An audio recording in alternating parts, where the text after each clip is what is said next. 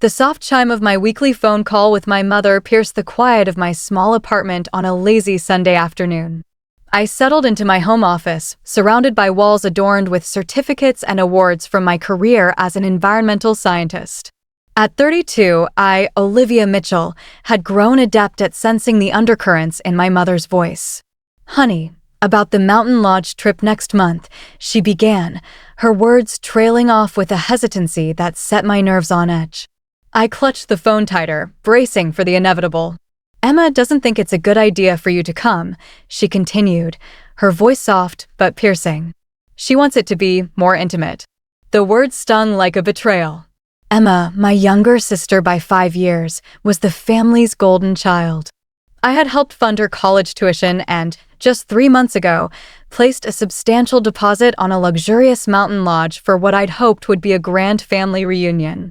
The idea of an intimate gathering without me, the one who made it possible, felt like a slap in the face. "Intimate," I echoed, my voice steady despite the ache blooming in my chest. "Mom, I paid for the entire lodge. $8,000 for a week-long stay." The sum represented countless overtime hours, foregone personal luxuries, and sacrifices from my modest salary as a scientist dedicated to forest preservation.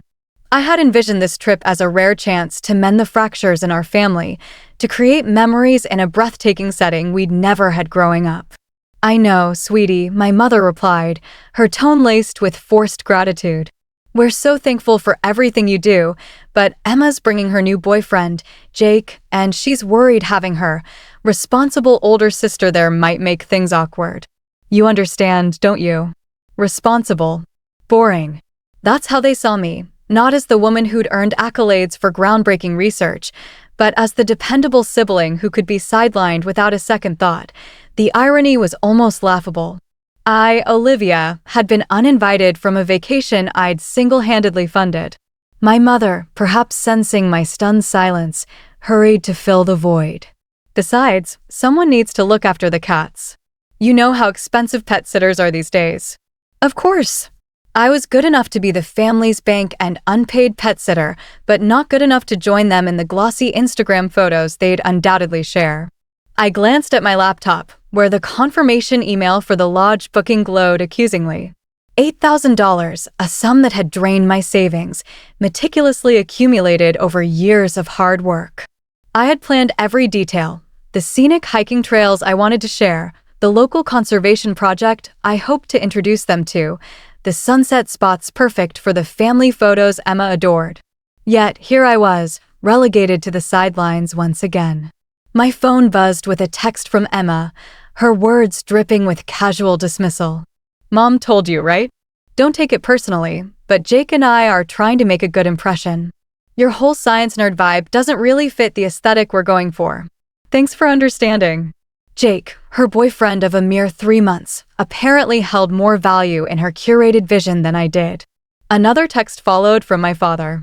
"Princess, you're always so responsible. We know we can count on you to hold down the fort. Emma needs this time to shine." Emma. Always Emma.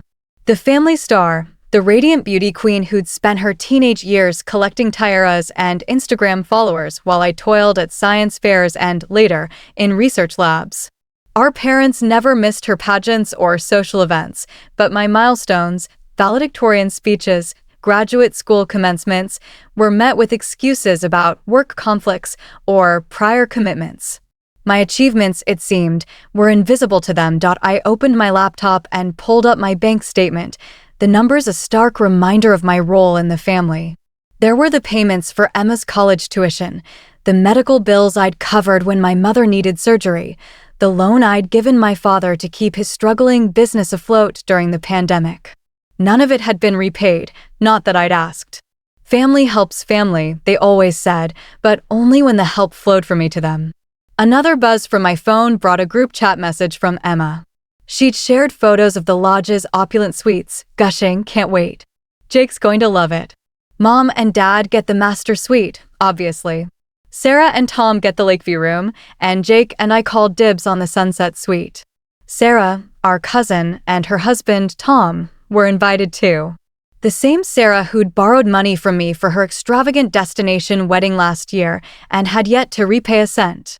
The exclusion felt like a deliberate erasure, a confirmation that my contributions were expected, but my presence was optional. I looked around my home office, where the walls bore testament to my dedication: outstanding research contribution, environmental conservation award, recognition for groundbreaking work in forest preservation. Each accolade represented years of late nights, relentless passion, and a commitment to protecting the natural world. Yet, to my family, these paled in comparison to Emma's latest Instagram milestone or Sarah's curated wedding photos. My fingers hovered over the keyboard, tempted to remind them who'd funded their dream vacation. Instead, I typed, "No problem. Have fun." Emma's response was immediate: "You're the best. Don't forget to water Mom's plants too while we're gone." I closed my laptop and walked to the window, gazing at the city's skyline as dusk painted it in hues of orange and purple. For 10 years, I'd been the family's financial backbone, the reliable one who never said no. 10 years of watching from the sidelines as they celebrated each other's victories while treating me like an afterthought. This mountain lodge trip was supposed to be different, a chance to belong, to share in the joy of a family united. But as always, Emma had other plans, and our parents had fallen in line. Another message from my mother interrupted my thoughts. "We'll bring you back a souvenir, honey. And don't forget, Rocky needs his medicine twice daily. You're such a blessing, always helping out." A blessing, she called me. More like a convenient resource, used and discarded. I walked to my desk and opened the bottom drawer, pulling out a folder labeled Property Documents. Inside was something my family didn't know about, something that would disrupt their perfect getaway. Perhaps it was time they learned what happens when you take your blessing for granted. In the week leading up to their trip, I watched their excitement build through the group chat. Emma shared her meticulously planned outfits, color-coordinated to match the lodge's aesthetic. Sarah posted about spa treatments she'd booked using my lodge credit. My mother tagged Jake in photos of the gourmet kitchen, where she planned intimate family dinners that excluded me. Not once did anyone question the strangeness of sidelining the person who'd made it all possible. I spent that week making discreet phone calls and sending carefully worded emails, each one a piece of a plan falling into place like a perfectly solved puzzle. The lodge manager was cooperative when I presented my documentation proving I was the sole pair. "Ms. Mitchell," he said, his voice professional but warm, "as the booking holder, you have every right to modify the reservation details. Would you like to make any changes?" Oh, I did. Several. In fact, on the day of their departure, my phone lit up with messages. Emma sent selfies from their breakfast at my mother's house, captioned "Road Trip Time." "Jake is so excited. Thanks again for pet sitting, sis." Sarah shared photos of her packed bags, adding, "Can't wait for a week of luxury." "You're missing out, Olivia." Missing out. I waited until they were halfway to the lodge, then made my final call to the manager, who confirmed everything was set. At 4:30 p.m., when they arrived at the lodge, my phone erupted with notifications. "Olivia, there's a mistake," my mother texted. "They're saying our reservation was modified." Emma followed. "The suite assignments are all wrong. Jake and I requested the sunset room, and they've stuck us in the smallest cabins." My mother called, her voice frantic. "Olivia, thank goodness you answered. They're saying the reservation was changed to individual cabins instead of the main lodge, and they won't let us switch." Emma's in tears. Her perfect trip is ruined. I sat in my home office, Rocky purring on my lap. "Oh, that's strange," I said, feigning surprise. "What did the manager say?" My mother's voice trembled. "He said only you could authorize changes. Can you fix this?" I stroked Rocky's fur, my mind replaying years of being overlooked. "Actually, Mom," I said calmly, "the reservation is exactly as I modified it. 5 separate cabins, one for each couple or individual. The main lodge is occupied by another group." There was stunned silence. "What do you mean you modified it?" she asked. "Why would you do that?" I replied, "Since I wasn't invited despite paying for it, I thought everyone might appreciate extra intimacy. Each cabin has its own kitchen, so you won't have to share dinners. Emma and Jake can have their aesthetic. Sarah and Tom can enjoy their spa treatments. My mother protested, but Emma wanted everyone together. I laughed softly. No, Mom. Emma wanted everyone she approved of together. Emma texted the group chat, "Way to ruin everything, Olivia. Jake is so uncomfortable now." I replied, "The cabins are more expensive than the main lodge. Consider it my treat and upgrade. Isn't that what family does? Help each other out." Sarah chimed in, "This is petty, Olivia. We would have invited you if you weren't so. You." I attached screenshots of the checks and bank transfers, Emma's tuition, my mother's medical bills, Sarah's wedding loan. "Funny," I wrote, "I wasn't to me when you needed money." The chat fell silent. My mother called again, her voice softer. "Honey, we never meant to hurt you." Emma thought. I cut her off. Emma thought. Emma wanted. Emma needed. "I know, Mom. Now you all have what you asked for. Enjoy your week." I hung up, silencing my phone. Rocky stretched, oblivious to the drama unfolding miles away. On my desk lay a brochure for a different mountain resort, where I'd booked a private cabin for the following week. Sometimes, the best family moments are the ones you create for yourself. 3 days into their trip, their messages shifted to bargaining. Emma sent photos of her and Jake in their cramped cabin, complaining about space. Sarah whined about trekking to the main lodge for meals.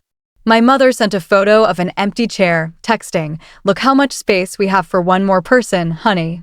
I was savoring a glass of Merlot in my backyard when my father called. "Princess," he began, "Emma feels terrible.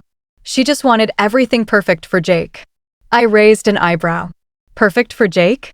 A stranger was more important than your daughter. I continued, "Remember that business loan you needed during COVID? The one the bank rejected? That was the down payment for my own house. I put off my dreams to save your business, and you never told Mom." Silence. "Don't princess me, Dad," I said. "I'm done being the family ATM." After hanging up, I found an email from the lodge manager. Emma had tried to charm him into switching cabins, but he reminded her only I could authorize changes. By day 5, Jake messaged me. "I didn't know you paid for this." Emma said her parents funded it. "The separate cabins helped me see your family dynamic. I'm heading home early. Thanks for helping me dodge a bullet." I smiled, imagining Emma's reaction. An hour later, she wailed in the group chat, blaming me. My mother texted, "Maybe if we were in the main lodge, this wouldn't have happened." I replied, "Or maybe if you raised Emma to be less entitled, she wouldn't drive people away."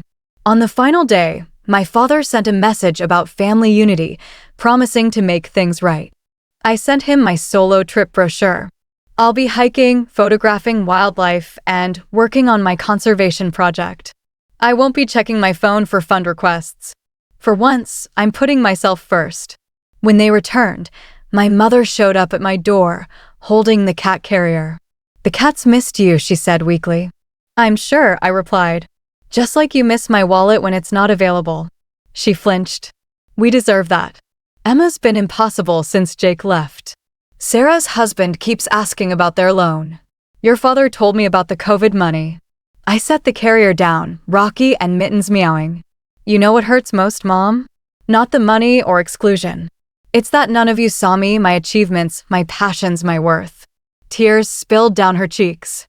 "Can we fix this?" she asked. "Maybe," I said, "but it starts with respect, treating me like a daughter, not a convenience." She nodded, glancing at my brochure.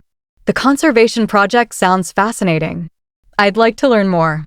It was a small step, but perhaps meaningful. The next week, I settled into my cabin, the sunrise painting the mountains gold. I posted a photo online, captioned, "Finding Peace." Emma unfollowed me. Sarah snarked about flaunting, but my mother commented, "Beautiful view, honey.